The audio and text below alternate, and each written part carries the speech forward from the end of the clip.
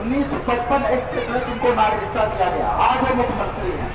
और त्रिपुरा के मुख्यमंत्री हैं पीपल देव, जो 1967 में उनके घर वाले त्रिपुरा और उनको नागरिकता दी गई। आज ओबीसी के मुख्यमंत्री हैं।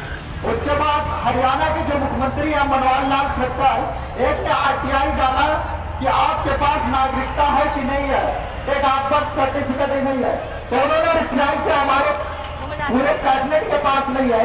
और वो लोग हमसे जिनके पास खुद नहीं, जो विदेशों से आकर जिन्होंने नागरिकता ली है, जिन्होंने 1967 में नागरिकता ली या किसी ने उसके बाद नागरिकता ली या जिनके पास है ही नहीं, आज वो लोग हमसे नागरिकता मांग रहे हैं। और दूसरी बात, अभी एक हफ्ते पहले एक सोवेट सरकार के एक लड़के ने एक आईटीआई फाइल किया था कि मोदी जी का नागरिकता कोई देगा, पत्ती सर्टिफिकेट ही नहीं है।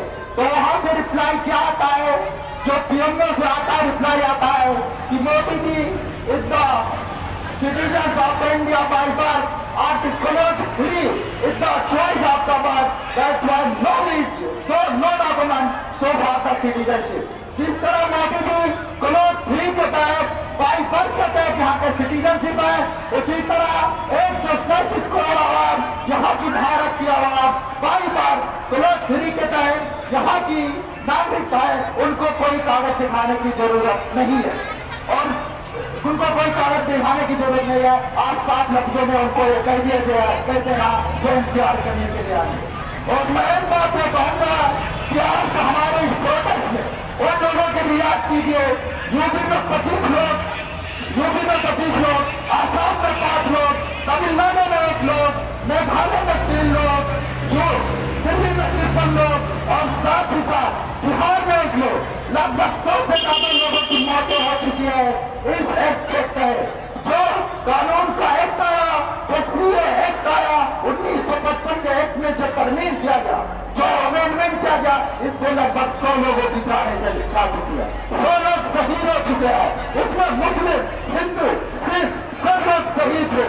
तो आप लोगों की जिम्मेदारी है, हमारी ये जिम्मेदारी है कि उन्होंने जिसके लिए अपनी जाने गंवाई, जो लोग शहीद हुए, चाहे स्टेट स्पोर्ट करते, चाहे दूसरी वजह से, तो हमारी जिम्मेदारी है, आज जिम्मेदारी है जो उन्होंने खौफ छोड़ा है, जिसके लिए शहीद हुए, तो हमारी जिम्मेदारी है, हमारा दायित्व है कि उनके जो सपने हैं, जिनके लिए उन्होंने प्रोटेस्ट किया था, तो सिटीजनशिप अमेंडमेंट एक्ट करने के लिए कहा था, तो उनको खत्म करने के लिए तय किया था। ये हमारी जिम्मेदारी है कि उनके जो सपने हैं, जो उनका पूरे काम है, उनको हम इंशाअल्लाह पूरा करेंगे और यहाँ से तब तक उठेंगे कभी उनकी आत्मा को शांति मिलेगी। और हम यहाँ से तब तक नहीं उठेंगे जब तक जिस तक हियरिंग होगी।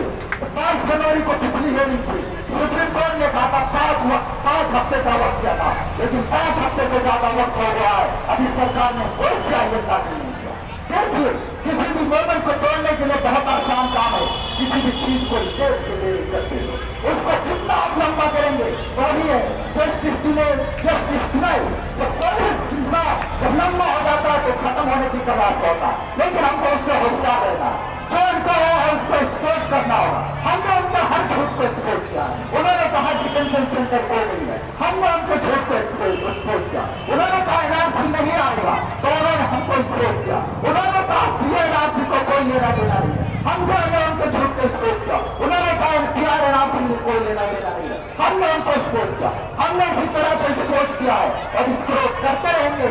और आज की जिम्मेदारी है जो 100 लोग शहीद हुए हैं, मैंने 17 दिनों से पूरा उसका दे दिया। और दूसरी जगह से पूरा मैंने जगह प्रोटेस्ट किया है, दौर किया, लोगों को किया हो चुका है, एक मिसाल बन चुका है। लोग बहुत उम्मीद से बैठे हैं, तो आज जो होगा जो आएगा, जो आज का आगे लड़ने वाला होगा, कल्याण भी आएगा। ये जो मामला होगा काफी लंबा चलेगा। हमको आजादी 90 साल में मिली, 1857 में शुरू हुई, 47 तो हमको इसके बोर नहीं होना है, इस अपॉइंटमेंट नहीं होना है। इस सरकार को कुछ नहीं है, ये सरकार बहुत मोटी चमड़े वाली है। एक मराठी का तो सुनने का काम ही नहीं चाहिए, इसलिए कि वही उसका अवसर है। तो दूसरा मेजॉरिटी है, इसलिए उसको और देता है जो 40 से 45% वोट जो बीजेपी को मिलता है। एक अफसर है स्वाति पंजिम जो एक पत्रकार हुआ करते थे TV9 भारत के, उन्होंने बहुत आसान कर दिया था कि 40 से 45% लोग बीजेपी को इसलिए वोट देते हैं कि मुसलमान बीजेपी की गवर्नमेंट में डर कर रहता है, उसके लिए तरह तरह के कानून आता है, उनको डरा कर रखता है और हिंदुओं की तोड़ता रहती है।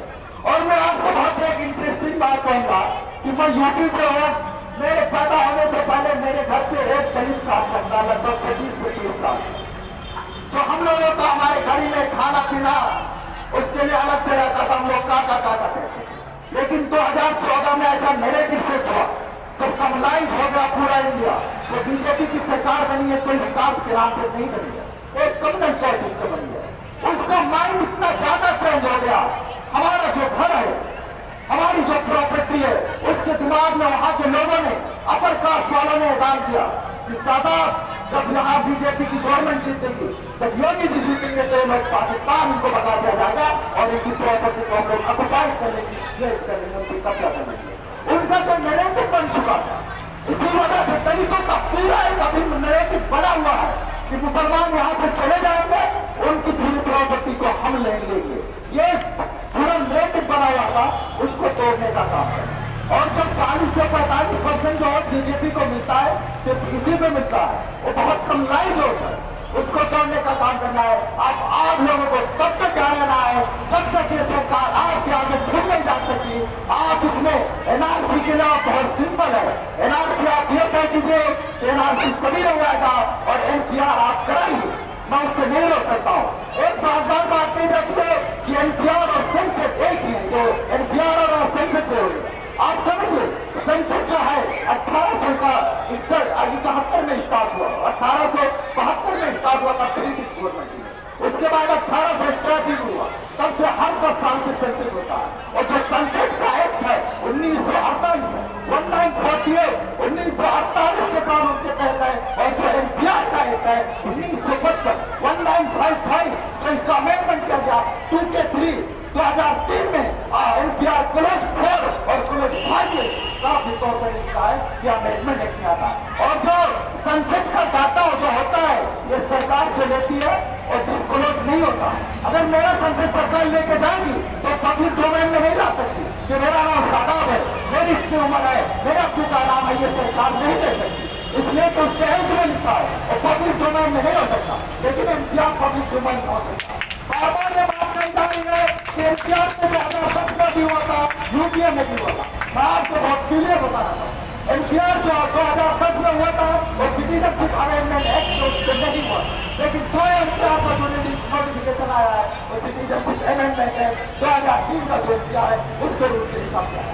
और एनपीआर में बहुत आसानी से बात है, देश में जो भी आदमी पिछले 6 महीने से रहता है या पिछले 6 महीने और रहना चाहता, अगर एक कोई फॉरनर है, इसका पिछले कोई व्यक्ति में करने आया है और 6 महीने से पिछले कर रहा है और 6 महीने तक और उसकी लिमिट होती है, तो एनपीआर में अपना वो कराएगा। और एनपीआर में इसलिए कराएगा ताकि जो सरकार की जो स्कीम है जो है उसको और जो एनपीआर को हमको कोई दिक्कत नहीं, एनपीआर कराया गया, लेकिन एनपीआर को कराया गया 2010 के फॉर्मेट को कराया गया।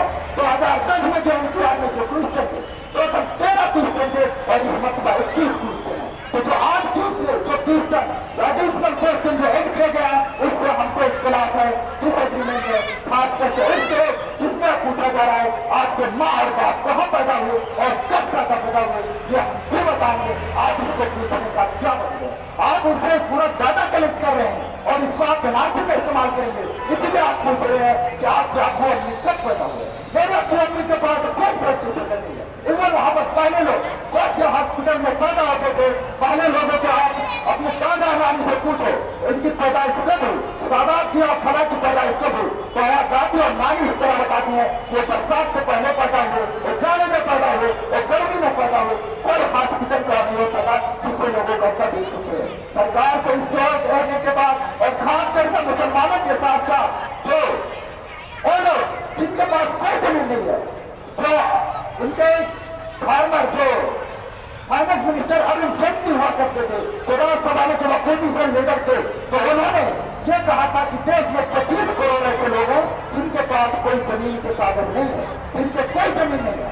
और आप अभी भी देखते होंगे बहुत से ऐसे लोग जो जमीन के कागज नहीं है और जमींदारों की खेत लेके लेकर बतैया और दूसरी जगह लेकर आप बिहार में रहते होंगे तो उनका ट्रेन ले लेता हूँ, इसी से अपना जीवन पालन करते हैं। उन 25 करोड़ लोगों के पास कहाँ है? और साथ ही साथ 10.5 करोड़ आदिवासी जो कभी एक महीना जंगल में रहते हैं, कभी वहां तंबू लगा लिए, कभी वहां लगा लिए, उनके पास कौन से कागज होंगे? उसके लिए होना हमें उनके लिए लड़ना है। हम सिर्फ अपनी लड़ाई लेनी है, आप पूरे देश की लड़ाई लड़ रही है, साथ ही साथ उन शहीदों की लड़ाई लड़ रही है जो शहीद हो चुकी है, जो माल जितने औलाद हो गए, जिनके सोना हो चुकी है और भी विधवा हो चुकी है, जो बेह हो चुकी है, उनकी लड़ाई लड़ रही है। और इंशाअल्लाह तब तक लड़ती रहेंगी जब तक ये सरकार और लोकसभा स्पीकर ओम बिरला एक इमरजेंसी सदन बुलाए और उसमें कहें इस काले कानून को वापस लिया जा रहा है, ये लोगों को हमारी मत करेंगे। आप सीए को वापस ना लीजिए, आप सीए को अगर मुस्लिम को एक्सक्लूड किया आपने तो आप उनको एक्सक्लूड कीजिए। जिस तरह आप 7 लोगों को कह रहे हैं, आप मुसलमानों को भी इसमें एडिट कीजिए, तो हमारी मांग है। और तब तक आप अपना प्रोग्रेस जारी रखिए। शुक्रिया, धन्यवाद। इंकलाब जिंदाबाद।